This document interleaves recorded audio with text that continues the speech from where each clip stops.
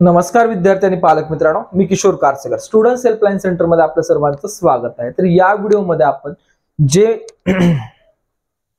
नमस्कार विद्यार्थी आणि पालक मित्रांनो, मी किशोर कारसेकर स्टुडंट्स हेल्पलाईन सेंटर मध्ये आपलं सर्वांचं स्वागत आहे। तर या व्हिडिओमध्ये आपण माहिती घेणार आहोत जोसा काउन्सिलिंग बद्दल। आणि माहिती घेत असताना या माहितीमध्ये टोटल ऍक्टिव्हिटी शेड्यूल काय असणार आहे, जोसा काउन्सिलिंगचे 2024 मध्ये काय नवीन रूल्स रेग्युलेशन्स आहेत याबद्दल आपण माहिती घेणार आहोत। आणि यासोबतच रजिस्ट्रेशन करत असताना आपल्याला किती फीस लागणार आहे याबद्दल सुद्धा आपण माहिती घेणार आहोत, जेणेकरून विद्यार्थी पालकांना या गोष्टी पूर्णतः क्लिअर व्हायला पाहिजे। आणि आपली जेही जोसा काउन्सिलिंग असेल या जोसा काउन्सिलिंगचे ज्याही विद्यार्थ्याला आपल्याकडे पेड काउन्सिलिंग जॉईन करायची असेल अशा विद्यार्थ्यांनी जे तुमच्या स्क्रीनवरती नंबर दिलेले आहेत त्या नंबरवरती कॉल करून आपण आपली पेड काउन्सिलिंग सुद्धा जॉईन करू शकतात। या पेड काउन्सिलिंग अंतर्गत आपल्याला रजिस्ट्रेशन प्रोसेस पासून आपल्याला 5th राऊंड त्यासोबतच सीसॅप राऊंड सुद्धा आपल्याला या ठिकाणी आपण कंडक्ट करून देत असतो। महत्त्वाची गोष्ट आहे, ज्याही विद्यार्थ्यांनी जेईई मेन्स सेशन 1 सेशन 2 दिलाय अथवा जेईई मेन्सचा पेपर 2 दिला आहे या सर्व विद्यार्थ्यांची सध्याच्या परिस्थितीला IIT, NIT, IIIT आणि GFTI या सर्व कॉलेजेसची प्रोसेस अद्याप आपल्याला या ठिकाणी पाहायला असता मंडे पासून सुरुवात होणार आहे।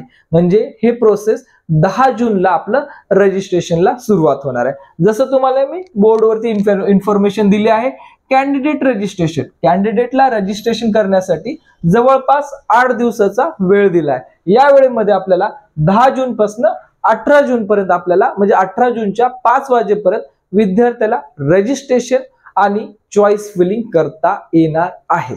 खूप महत्वाचं आहे, या आपल्याला 8 दिवसामध्ये ज्या विद्यार्थ्याला सेंट्रल काउन्सिलिंग अथवा जोसा काउन्सिलिंग मध्ये पार्टिसिपेट करायचं आहे अशा विद्यार्थ्याला आपल्याला येत्या 8 दिवसामध्ये रजिस्ट्रेशन करण्यासाठी विंडो ओपन होणार आहे। याच 18 तारखेच्या अंतर्गत आपल्याला जोही आपला मॉक 1 आपला डिस्प्ले होणार आहे 15 जूनला। आता विद्यार्थ्याला प्रश्न पडेल की मॉक म्हणजे काय? मॉक म्हणजे एक प्रोव्हिजनली अलॉटमेंट, हे काय आपली एक तात्पुरती या ठिकाणी अलॉटमेंट आपण सुद्धा कन्सिडर करू शकतो। कारण मॉक मध्ये बरेच विद्यार्थ्यांचं असं कन्फ्युजन आहे की रजिस्ट्रेशन केल्यानंतर मॉक मध्ये आमचा नंबर कुठे लागतं कळतं आणि कळाल्यानंतर आम्हाला एक अंदाज येऊन जातो की आमचं यावर्षी प्रोसेसमध्ये कुठल्या कॉलेजचं प्रिडिक्शन या ठिकाणी ऍप्लिकेबल होऊ शकतं। लक्षात घ्या, मॉक 1 या रिझल्टचं मी कधीच या ठिकाणी पुढे फ्युचरमध्ये कन्सिडरेशन करत नाही, कारण का तोपर्यंत बऱ्याच विद्यार्थ्यांचे साधे रजिस्ट्रेशन सुद्धा झालेले नसते, चॉईस फिलिंग तर हे खूप दूरची गोष्ट आहे। ज्यावेळेस आपण मॉक 2 चा रिझल्ट पाहू, मॉक 2 च्या रिझल्टची अॅक्युरेसी पाहता हे 70% असते। 70% का म्हणत आहे, कारण बऱ्याच विद्यार्थ्याचे काही ऍडिशनल ऑप्शन्स, बऱ्याच विद्यार्थ्याचे काही कोर्स अपग्रेडेशन हे सुद्धा झालेले नसतात। त्यामुळं मॉक 1 ची जे काही आपली अॅक्युरेसी असेल हे जवळपास 30% मी ठेवेल। त्यानंतर मॉक 2 ची जी अॅक्युरेसी असेल हे आपल्या लिस्टमध्ये 70% मी ठेवेल, कारण मॉक म्हणजे तात्पुरती अलॉटमेंट, या अलॉटमेंटचा आपल्या ऍक्च्युअल अलॉटमेंटशी काही संबंध नसतो। बऱ्याच विद्यार्थ्यांनी पालकाचं जेव्हा पेड काउन्सिलिंगला आले होते त्यावेळेस असं एक इन्फॉर्मेशन, सर मॉक मध्ये नंबर लागला आणि पुढे आमचा या ठिकाणी नंबर लागेलच का? लक्षात घ्या, मॉक म्हणजे जेवढ्या विद्यार्थ्यांनी रजिस्ट्रेशन केलं आहे आणि जेवढ्या विद्यार्थ्यांनी या ठिकाणी लास्ट चॉईस सेव्ड केल्यात अशाच विद्यार्थ्यांचा या ठिकाणी विचार केला जातो। आणि बाकीचे जे काही सर्व विद्यार्थी आहेत त्या सर्व विद्यार्थ्यांचं ज्याही वेळेस आपली पहिली यादी या ठिकाणी डिक्लेअर होईल त्या यादीमध्ये नाव आल्यानंतरच आपल्या या ठिकाणी रजिस्ट्रेशन किंवा आपली अलॉटमेंट कन्फर्मेशन झालं असं आपण ग्राह्य धरू शकतो। तर मॉक बद्दल मी थोडंसं या ठिकाणी तुम्हाला क्लिअर केलं आहे। त्यानंतर आपला या ठिकाणी मॉक राऊंडच्या नंतर आपला असेल राऊंड 1। राऊंड 1 चा रिझल्ट जो आहे हा सर्वात महत्वाचा राऊंड असतो।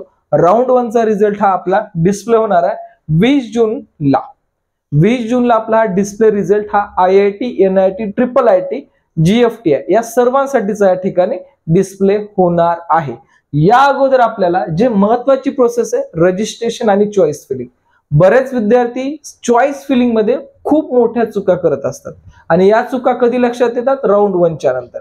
तर आपल्याकडून अशा कुठल्या चुका होऊ नये त्यामुळं नंबर ऑफ IITs किती आहेत, त्या IITची NFR रँकिंग काय आहे, त्यानंतर त्या IITs मध्ये किती या ठिकाणी ब्रांचेस आहेत, सोबतच या ब्रांचेसचं प्लेसमेंट रेशो काय आहे आणि कट ऑफ काय आहेत या इन डिटेल इन्फॉर्मेशन आपण पेड काउन्सिलिंग मध्ये देतो, की जेणेकरून एखाद्या विद्यार्थ्याचा जरी या ठिकाणी रँक जास्त असेल तरी या विद्यार्थ्याला चांगल्या IIT किंवा NIT ऍज पर जे काही आपलं रँक असेल त्यानुसार आपण चांगल्यातलं चांगलं कॉलेज मिळवून देण्यासाठी मदत करत असतो. आणि सर्वात महत्वाची गोष्ट आहे विद्यार्थ्यांनी लक्षात घ्यायचं आहे, सेंट्रल काउन्सिलिंग मध्ये फक्त आणि फक्त मेरिट बेसिस कुठल्याही गोष्टीचा विचार केला जातो. यामध्ये कुठला मॅनेजमेंट कोठा अथवा या ठिकाणी लिंक हा शब्द कधी युजफुल नसतो. बऱ्याच विद्यार्थ्याचा असा एक मेसेज मी पाहिला की IIT मध्ये आम्ही ऍडमिशन मिळवून देऊ, तर अशा भानगडीत आपण पडू नका.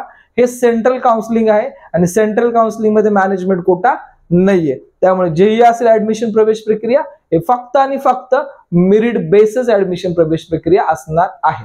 नेक्स्ट आहे आपला राऊंड 1. आता विद्यार्थ्याला एक प्रश्न पडेल, ज्यावेळेस आपल्याला जोसाचं रजिस्ट्रेशन करायचंय, हे जोसा रजिस्ट्रेशन करताना काही फीस लागेल का? तर लक्षात घ्यायचंय, जे आपण फीस जे असणार आहे हे फीस आपण ज्यावेळेस आपली अलॉटमेंट होईल ते अलॉटमेंट झाल्यावर आपल्याला फीस पेड करायची आहे. तत्पूर्वी रजिस्ट्रेशन अँड चॉईस फिलिंग साठी आपल्याला काही फीस नाहीये. लक्षात घ्या, ज्याही विद्यार्थ्यांना खूप चांगले मार्क्स आहेत त्यांनी तर ऑफकोर्स या प्रोसेसला जॉईन करा, पण ज्या विद्यार्थ्याचे या ठिकाणी मार्क्स मिनिमम आहेत पण या ठिकाणी प्रयत्न करून पाहायला काय हरकत नाही असं जर वाटत असेल तर रजिस्ट्रेशन फ्री आहे, चॉईस फिलिंग फ्री आहे. त्यामुळे आपण ज्याही ठिकाणी एलिजिबल आहात त्या प्रोसेसमध्ये जॉईन करायला काही हरकत नाहीये. ठीक आहे. आणि बेसिकली राऊंड 1 नंतर आपल्याला या फीस पेड करावं लागते. फीस पेड कोणाला करायच्या आहेत? ज्या विद्यार्थ्याची अलॉटमेंट होणार आहे अशाच विद्यार्थ्याला. असं नाही की राऊंड 1 मधून नंतर सर्वांना फीस पेड करायचे असं या ठिकाणी नाहीये. ज्या विद्यार्थ्याची अलॉटमेंट होईल त्या विद्यार्थ्याला या ठिकाणी फीस पेड करायचे. ज्या विद्यार्थ्याची अलॉटमेंट होणारच नाहीये त्या विद्यार्थ्याला सिंगल रुपये सुद्धा कुठं पेड करायची आवश्यकता नाहीये. नेक्स्ट या ठिकाणी जी फीस लागणार आहे राऊंड 1 मध्ये, या ठिकाणी जे फीस लागणार आहे हे फीस एकंदरीत काय असेल तर फीस बद्दल सांगायचं झालं, जर विद्यार्थ्याची SC किंवा ST यापैकी जर कुठली कॅटेगरी असेल तर विद्यार्थ्याला 17,500 रुपये फीस लागणार आहे. जर या ठिकाणी OBC, ओपन, EWS हे कॅटेगरी असेल तर आपल्याला या ठिकाणी 35,000 रुपये या ठिकाणी फीस लागणार आहे. यात जोसाची जी फीस असणार आहे हे 5,000 रुपये काउन्सिलिंग फीस असणार आहे. बाकी हे 5,000 रुपये वगळून जे काही रिमेनिंग फीस आहे हे रिमेनिंग फीस आपल्या जे काही कॉलेज फीस आहे या कॉलेज फीस मध्ये ऍडजस्टेबल असणार आहे. बरोबर आहे. आणि हे कोणासाठी आहे? जे विद्यार्थी राऊंड 1 मध्ये अलॉटमेंट होतील. राऊंड 1 साधारणतः 20 जूनला आपला सुरुवात होईल. आणि एक सर्वात महत्वाची गोष्ट सांगायची म्हटलं, आपल्या इंजिनिअरिंगचे डेट एक्सटेंड होऊ शकतात, पोस्टपोन होऊ शकतो, पण जोसा काउन्सिलिंगचा जर विचार केला तर यामध्ये फक्त रेअर चान्सेस असतात डेट एक्सटेंड व्हायचे. आणि ते एक्सटेंड झाली तर फक्त राऊंड 1 ला होऊ शकते ते डॉक्युमेंट व्हेरिफिकेशन मध्ये, अदरवाइज डेट एक्सटेंड होत नाहीयेत. नंतर आपले जे राऊंड असतील सायमल्टेनियसली या प्रकारे असतील. या की अशा राऊंड प्रोसेस मध्ये सर्वात महत्वाची गोष्ट आहे, काही विद्यार्थ्याला राऊंड 1 मध्ये ऍडमिशन मिळतं आणि काही विद्यार्थ्याला डायरेक्ट 5th राऊंडला ऍडमिशन मिळतं. लक्षात घ्या, राऊंड 1 मध्ये ऍडमिशन मिळतं अथवा डायरेक्टली 5th राऊंडला ऍडमिशन मिळत असतं. इन बिटवीन चान्सेस थोडेसे मिनिममच असतात. त्यामुळे 5th राऊंड पर्यंत जो विद्यार्थी थांबतो, जो एक्झिट करत नाही प्रोसेस मधनं, या विद्यार्थ्याला 5th राऊंडला ऍडमिशन मिळू शकतात, म्हणजे जवळपास रँक असेल तर. आणि ज्याही विद्यार्थ्याला जेव्हाही फर्स्ट टाइम सीट अलॉटमेंट होईल त्याच वेळेस फीस पेड करायची आहे. प्रत्येक राऊंडला या ठिकाणी फीस पेड करायची काही आवश्यकता नाहीये, कारण फीस पेड, फ्री स्लाइड फुल, रूल्स रेग्युलेशन, जे काही आपल्या राऊंड बद्दल काही महत्वाच्या गोष्टी असेल या पूर्ण गोष्टीबद्दल आपण संपूर्ण इन्फॉर्मेशन नेक्स्ट व्हिडिओमध्ये घेऊ, जेणेकरून आपल्याला सेंट्रल काउन्सिलिंग सोबतच आपल्याला स्टेट काउन्सिलिंगची सुद्धा इन डिटेल इन्फॉर्मेशन मी तुम्हाला नेक्स्ट व्हिडिओमध्ये देईल, जेणेकरून आपलं JEE मार्क्स आणि CET मार्क्स याचा आपल्याला फायदा आणि प्रोसेस कशा करायच्या याबद्दल सुद्धा तुम्हाला मी माहिती देणार आहे. ठीक आहे. Thank you for